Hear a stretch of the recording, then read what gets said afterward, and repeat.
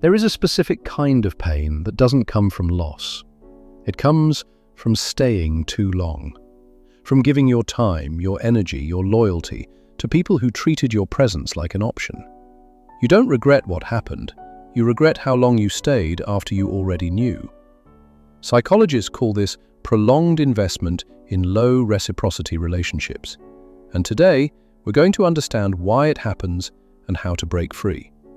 Human beings are not wired to detach easily. Our brains are designed for attachment, not release.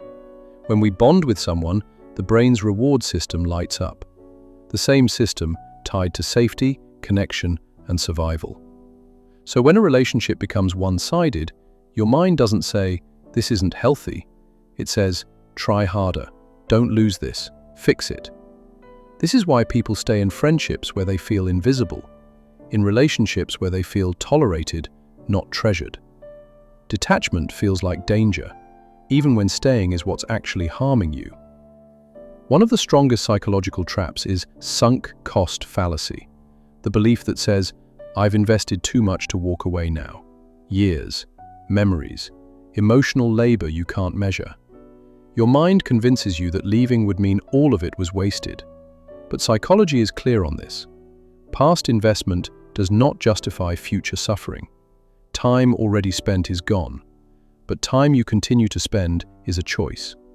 Detachment begins when you stop trying to rescue the past and start protecting your future. Here is one of the most painful truths to accept.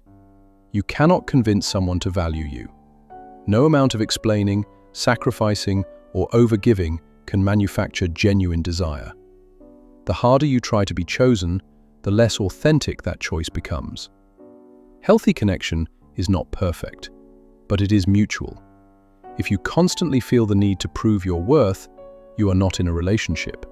You are in an audition that never ends. Detachment is often misunderstood. It is not coldness. It is not revenge. It is not pretending you don't care. True detachment is emotional self-respect. It means you stop chasing clarity from people who give you confusion. You stop negotiating for basic respect. You stop performing to be accepted. Detachment is not disconnecting from others. It is reconnecting with yourself. Here is the shift that changes everything. You stop asking, "Why didn't they choose me?" And you start asking, "Why did I choose someone who didn't choose me back?" That question returns power to you. Because the moment you detach, you stop seeing rejection as a verdict on your worth, and you start seeing it as information. Information that says, "This person cannot meet me where I am." And that is not a failure. It is clarity. At first, detachment feels empty. There is silence where chaos used to be, space where effort used to live. But then something changes. Your nervous system settles. You stop living on edge, waiting for small signs of validation. You realize how much energy you were spending trying to be understood by people who never tried to understand you. And that peace is not loneliness, it is alignment. Detachment in real life is not dramatic. It is quiet. It is the moment you stop explaining yourself to people who were never confused, only unwilling. You don't regret loving people. You regret the extra time, the extra chances, the extra explanations you gave after the lesson was already clear. Detachment is not losing people. It is losing the illusion that love must be earned in places where it was never freely given. And here is the final truth. The most important person who needed to choose you was you.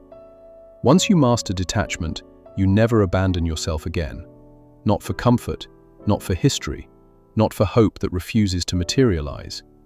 You become the person you were waiting for. And that is where freedom lives.